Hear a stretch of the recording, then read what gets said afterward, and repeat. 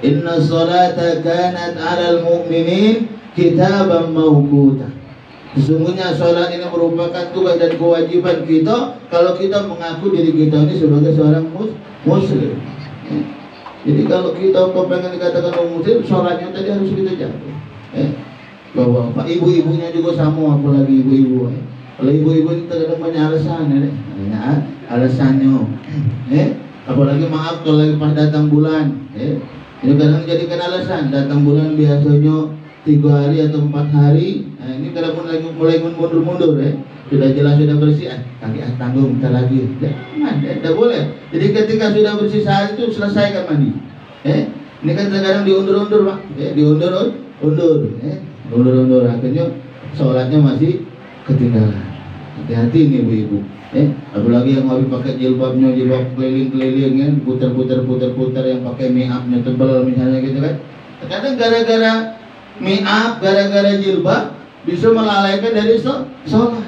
Nah ini hati-hati. Jadi kembali lagi untuk kita sama-sama itu. Tidak ibu, tidak bapak sama. Mana kita bersama-sama bisa selalu menjaga sholat. Karena kalau sholat kita sudah bagus, maka insya Allah semua amaliyah kita, kegiatan-kegiatan kita dan diri kita sendiri akan selalu dijaga oleh Allah Subhanahu wa Ta'ala. Inna sholata tanha 'anil fahsya'i wal munkar. Dunia sholat itu mencegah dari perbuatan keji dan munkar. Itu untuk dunia kita. Untuk akhiratnya mana subhanallah. Janji Allah ketika kita taat menjalankan perintah Allah Subhanahu wa Ta'ala, banyak melakukan kebaikan-kebaikan di dunia ini. Apa janji Allah? Surga. Wa basyiril ladzina amanu wa 'amilus shalihat anna lahum jannah. Kabarkan, beritahukan kepada mereka orang-orang yang beriman, amanu, beriman kepada Allah, dibuktikan dengan sholatnya bagus, ibadahnya bagus, wa 'amilus shalihat, beramal soleh, berbuat baik, dengan tetangganya bagus, dengan keluarganya juga bagus, tidak pilih-pilih dalam bersilaturahmi. Ini terkadang kita ini pak dalam silaturahmi, apalagi di komplek-komplek perumahan ini galak milih-milih, galak milih, apalagi dirinya, bapak itu galak utang baik kalau anak saya deketin, ibu itu biasa galak minjem duit terus, mulai nak milih-milih, yang kaya didekati, yang miskin dijauhi. Ada tak di sini yang kayak? Hati, hati alhamdulillah. Jangan sampai kita ini sama baik. Sama baik di hadapan Allah. Kaya miskin sama. Yang kaya butuh uang miskin, maaf yang miskin juga butuh uang kaya. Sama-sama saling membutuhkan. Maka oleh karena itu selalu kita jaga silaturahmi kita. Kita jaga benar-benar silaturahmi kita, apalagi di kalangan komplek seperti ini Pak. Sedih kita Pak Bu kalau sama-sama sekomplek, dekatan rumah ada kenalan, dan saling tegur, sedih gitu. Apalagi maaf kalau ketika ada musibah-musibah seperti ini, ketika dilihat ada musibah, ada katipu di depan situ, dari depan ngomong apa kau datang aja, dia tuh jarang keluar biasanya, kawinnya pergi baik, tapi dia galak keluar. Ketika diundang tetangga, mana pada datang, sudah dia betul, sedih gitu kalau yang sedih. Maka oleh karena itu kita jaga benar-benar silaturahmi, jaga benar-benar. Jangan sampai silaturahmi ini sampai terputus, apalagi sampai rusak, saling ejek, saling kata hanya gara-gara masalah sepele. Naudzubillah. Apa yang kita lakukan itu nanti kembali kepada diri kita sendiri. Kembali kepada diri kita sendiri. Ketika kita menzalimi orang, maka itu akan kembali kepada diri kita. Tapi kalau kita baik dengan uang, walaupun sepele ringan yang kita lakukan kebaikan itu, subhanallah, itu pun akan kembali kepada diri kita dan akan mendapatkan ganjaran dari Allah Subhanahu wa Ta'ala. Faman ya'mal mithqala dzarratin khairan yara wa man ya'mal mithqala dzarratin syarran.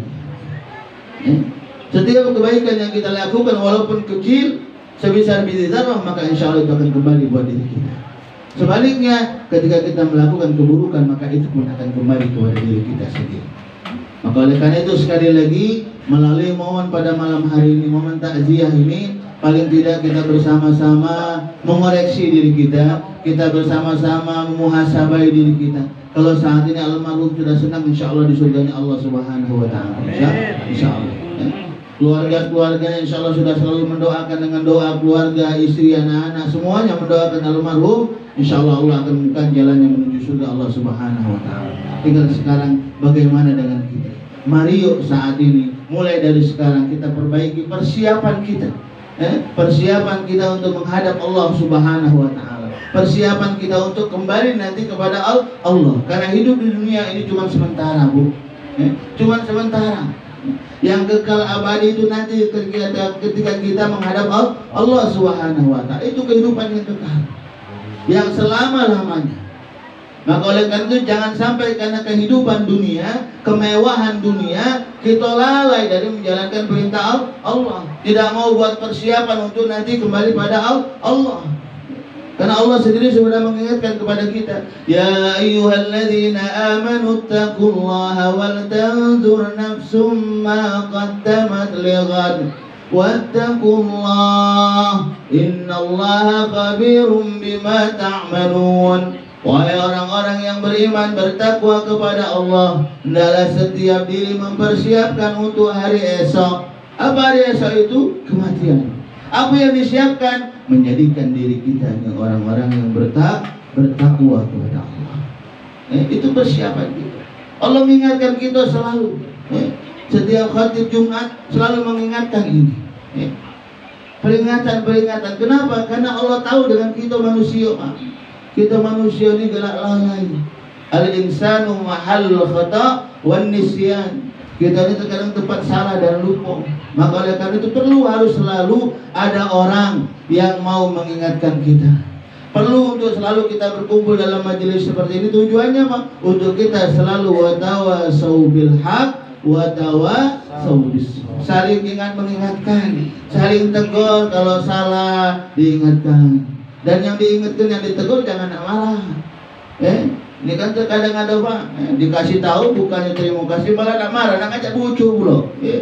Nak ngajak bucu pula Pak. Kau masih budak, masih kecil, nasihati aku pula, kurang ajar kau. Ada yang main itu. Jangan sampai.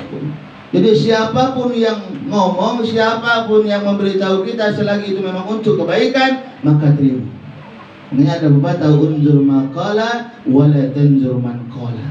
Lihat siapa yang apa yang dikatakan, tapi jangan kau lihat siapa yang mengatakan. Lihat isinya. Kalau memang itu bagus untuk kita, ya sudah terima. Walaupun yang ngomong tadi anak-anak, masih muda, masih kecil. Ngomong kita, Pak, bapak tuh udah tua, ngajilah. Jangan nyuruh aku ngaji, coba bapak tuh belajar ngaji. Jangan kita nak kesinggung.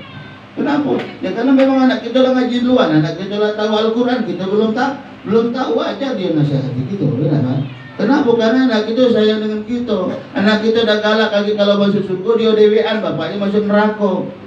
Iya dah galak, makanya diingatkan. Mak itu juga dengan ibu. Jadi siapapun yang memberitahukan kepada kita, selagi memang itu baik untuk kita, maka terima.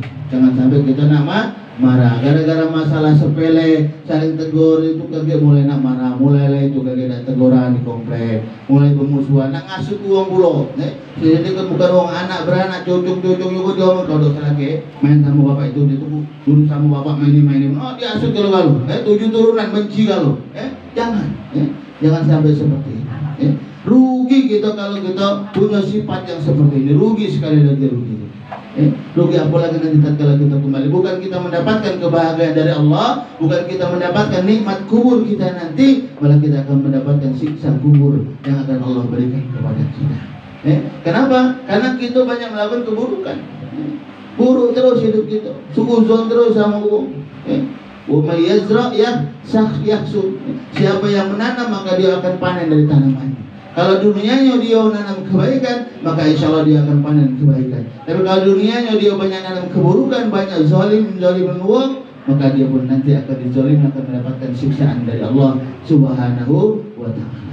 Bapak Ibu hadirin yang insya Allah sama-sama rahmat Allah Subhanahu wa Ta'ala, tak terasa